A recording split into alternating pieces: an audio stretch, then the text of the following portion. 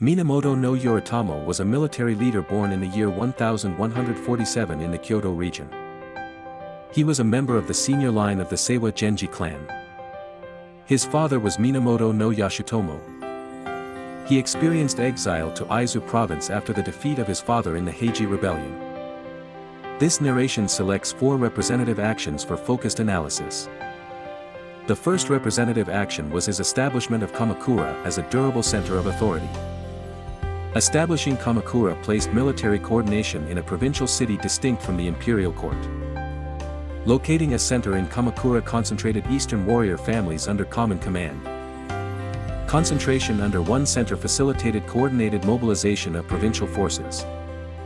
Coordinated mobilization required delegated administrative responsibilities beyond personal revenues. The practical effect of a Kamakura base was a sustained administrative hub for warrior governance. The second representative action was the institutionalization of local military officials. These officials appear in scholarship as Shugo and Jito. Appointing Shugo and Jito translated military obligations into recorded administrative duties. Recorded duties assigned oversight of estates and provincial order to named officials. Assigning oversight created a mechanism for enforcing local obligations under warrior authority. That mechanism relied on written commissions and court-recognized attestations. The administrative roles altered how estates, often called shon in scholarship, were governed. The third representative action was the campaign that removed the Fujiwara of Ashu as an autonomous regional center. Removing an autonomous center replaced regional independence with direct military oversight. Direct oversight extended the reach of centralized military authority into northern provinces. Extending authority changed the strategic options available to regional elites thereafter. That campaign required organized levies, provisioning, and logistical coordination across provinces. Records documenting troop provisioning and movements indicate administrative capacities beyond battlefield command alone. The fourth representative action was his acceptance of imperial recognition as Sei-tai Shogun. Imperial appointment linked martial authority with formal ceremonial rank in the existing order. Linking martial authority to court recognition created a formal precedent for warrior offices. That precedent enabled the issuance of commissions carrying recognized legal weight.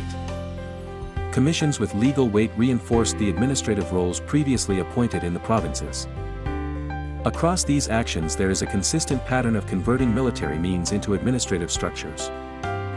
Converting military means into structures is visible in surviving documentary instruments. Surviving instruments include imperial commissions, appointment lists, and estate directives. Those instruments show how military achievement was translated into governance tools. The practical outcome was a warrior-centered administrative framework operating alongside the imperial court. Operating alongside the court produced a duality in political authority structures.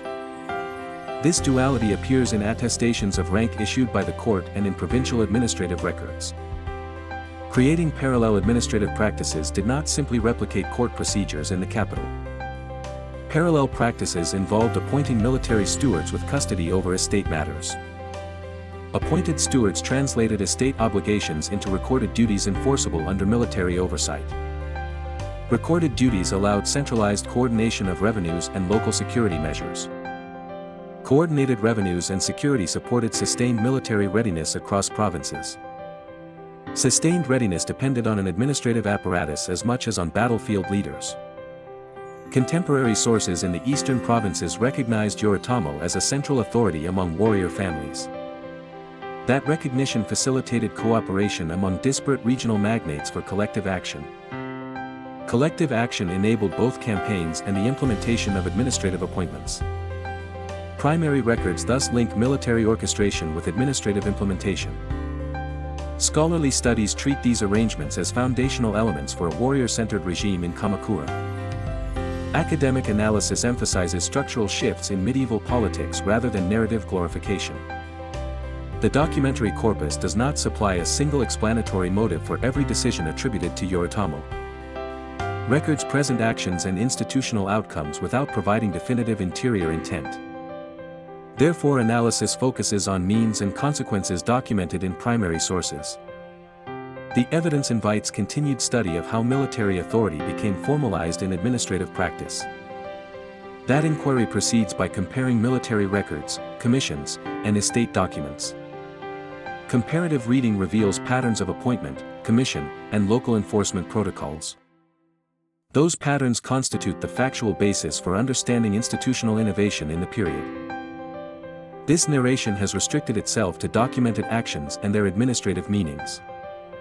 It does not assert motives beyond what surviving records record. Thank you for watching Legends Great Figures. Please subscribe to our channel and give us a like.